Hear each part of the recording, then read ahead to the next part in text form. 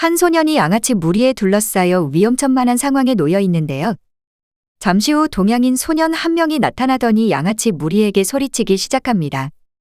양아치 무리 중 한 명은 주먹을 들며 동양인 소년을 위협하는데도 불구하고 체격도 작고 혼자임에도 동양인 소년은 아랑곳하지 않고 그들에게 불같이 화를 내는데요. 결국 흥분을 참지 못한 양아치 무리 중 한 명이 주먹을 휘두르자 동양인 소년은 맞서 싸우지만 많은 인원에 결국 얼굴이 엉망이 되고 맙니다. 이 동양인 소년은 무엇 때문에 이런 행동을 한 것일까요? 캐나다 남성의 사연입니다. 안녕하세요. 저는 캐나다 토론토에 살고 있는 21살 루카라고 해요. 캐나다는 많은 사람들이 알고 계시겠지만 다문화, 다인종 국가입니다. 그렇기 때문에 정말 다양한 사람들이 다양한 배경을 가지고 살아가고 있죠.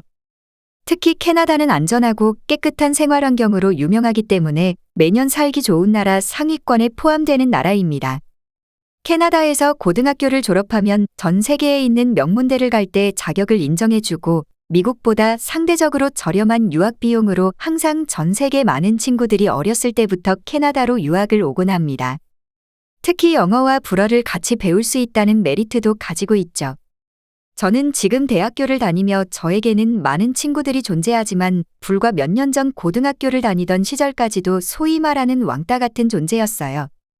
내성적인 성격으로 어렸을 때부터 친구들과 어울리기 힘들었고 몸이여 허약한 체질에 체구도 작았기 때문에 주위 친구들에게는 무시를 당하는 일은 늘 제게 일어나는 일이었습니다. 하지만 그런 저를 변화시켜준 친구가 한 명 있는데요.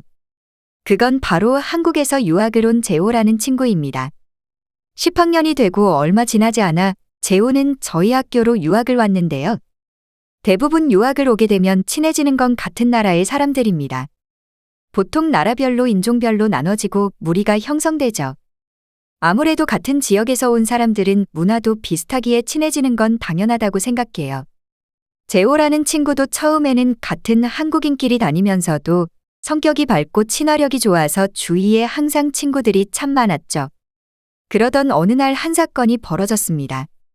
저는 어김없이 홀로 조용하게 지내던 어느 날 화장실에서 볼일을 보고 나서 나오던 도중에 한 친구가 빠르게 달려와서 저와 부딪히게 되었죠. 피하려고 했으나 너무 갑작스럽게 온 바람에 피할 수가 없었습니다. 저는 부딪히며 뒤로 밀려나고 그 친구는 크게 넘어지는 바람에 주위 친구들에게 웃음거리가 되고 말았죠. 누가 봐도 체격이 훨씬 좋은 친구가 우습게 넘어졌으니까요. 그 친구는 평소에 양아치처럼 행동하던 무리에 있었는데 제가 미안하다고 사과했음에도 불구하고 시비를 걸어오기 시작했어요. 폭력을 사용했던 건 아니었지만 친구들이 우르르 몰려와서 대놓고 비아냥거리기 시작했죠. 저는 그 상황이 무서웠기 때문에 제가 잘못한 것이 아니었음에도 계속하여 미안하다고 할 수밖에 없었습니다. 점점 상황 자체가 이상하게 흘러가고 결국 제가 잘못한 것처럼 다른 친구들 눈에 비치게 되었죠. 그날 이후로 양아치 무리들은 저와 마주칠 때마다 시비를 걸기 시작했는데요. 쓰레기를 저에게 던진다거나 일부러 발을 걸고 넘어뜨리고 심지어는 밥 먹을 때마저 편하게 먹지 못하도록 방해를 했죠. 핑계일 뿐이지만 저에게는 단 한 명의 친구도 없었고 그들과 싸울 용기가 전혀 없었기에 하루하루 그들이 시비를 거는 것에 아무 말 하지 못하고 바보처럼 가만히 있었습니다. 부모님에게도 말해볼까 생각해봤지만 그들이 저에게 폭력을 사용한 것도 아니었고 괜한 걱정에 상황이 더욱 우스워질 것 같다는 생각에 시간이 지나면 괜찮겠지라는 생각으로 버티고 버텼습니다. 그렇게 양아치 무리들이 시비를 걸기 시작한 지 일주일쯤 지났을 무렵에 재호가 저에게 다가와서 말을 건넸어요. 내가 무슨 잘못을 했길래 쟤네들이 너에게 이런 짓을 하는 거냐며 말이죠. 제가 상황을 말해주자 재호는 말해줘서 고맙다는 이야기와 함께 자신의 친구들 무리로 돌아갔어요. 그리고 조금 뒤에 다시 저에게 와서 지금부터는 자신과 함께 다니자고 말을 하더니 저를 같이 다니는 친구들에게 데려가더군요. 그 친구들에게도 이야기를 한 건지 쭈뼛쭈뼛 다가가는 저에게 모든 친구들이 환한 미소를 보여주고 저를 반겨줬죠. 저는 아직까지도 그 친구들의 미소를 잊지 못하고 있는데요. 그들은 모두 한국에서 유학을 온 한국인들이었습니다.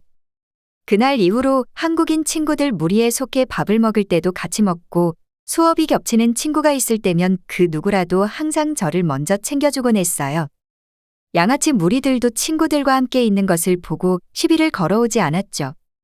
하지만 같은 수업이 아니거나 혼자 있을 때면 어김없이 몰려와서 시비를 걸었는데요.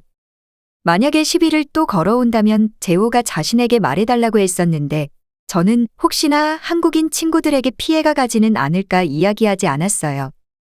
그렇게 묵묵히 참아내고 있던 어느 날, 제가 양아치 무리들에게 당하고 있던 걸 보게 된 재호가 다가와서 그들에게 소리치고 화를 내며 저를 감싸주었어요. 양아치 무리들은 체격도 컸을 뿐만 아니라 인원도 훨씬 많았음에도 불구하고 그런 것과 전혀 상관없다는 듯 행동했죠. 결국 양아치 무리 중에 한 명이 흥분해서 주먹을 휘두르고 싸움이 났어요. 재호도 맞고만 있지는 않았지만 양아치 무리들이 인원수가 많다 보니 어쩔 수가 없었죠. 제가 가장 후회되는 건 같이 맞더라도 재호와 함께 싸웠어야 했는데 용기를 내지 못한 제가 너무나 바보 같고 후회됩니다. 소란이 일어나고 싸움을 말리기 위해 많은 친구들이 오면서 상황이 종료됐어요. 재호의 얼굴은 곳곳에서 피가 나고 엉망이 된 모습이었지만 한 번만 더 자신의 친구에게 시비를 걸면 가만히 있지 않겠다는 소리를 했어요. 그런 모습으로 오히려 괜찮을 거라며 저를 위로해 주었죠. 한국인 친구들은 뒤늦게 재호의 얼굴을 보더니 상황을 파악하자마자 학교 측에 문제를 제기했습니다.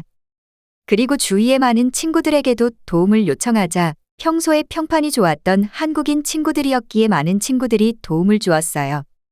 일이 점점 커지게 되었고 결국 학교 측에서는 교칙에 따라 주동자 3명은 퇴학 처리를 하고 나머지는 징계 처분으로 유기정학을 받았습니다. 그날 이후로 저 역시 많은 변화가 생겨났어요. 재호와 한국인 친구들을 보며 용기 있는 행동을 배웠고 그들과 어울리는 친구가 되기 위해 노력했습니다.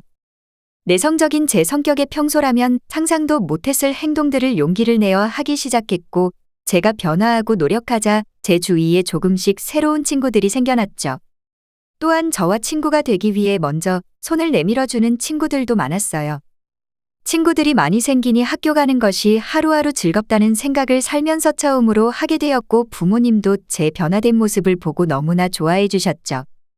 친하지도 않았던 저에게 왜 도움을 준 것인지 언젠가 재호에게 물어본 적이 있었는데 내가 도움이 필요해 보였다고 아무렇지 않게 말하며 쑥스럽다는 듯 자리를 피하더군요. 재호뿐만이 아니라 한국인 친구들은 그 누구도 저를 도와주고 보답을 바라지 않았죠. 학교를 졸업하고 지금은 친구들과 모두 흩어졌지만 나중에 꼭 한국으로 찾아가서 전부 다 만날 겁니다. 지금은 저 역시도 주위에 어려운 친구가 있다면 먼저 나서서 도와주는 사람이 됐어요. 그리고 한국인들을 보게 되면 너무나 반가우면서도 무엇 하나라도 항상 도와주고 싶죠. 저를 변화시켜준 재호와 많은 한국인 친구들에게 진심으로 고맙다는 이야기를 하고 싶어요. 시청해주셔서 감사합니다. 바쁘시더라도 구독, 좋아요 한 번씩 부탁드립니다. 영상 제작에 큰 힘이 됩니다.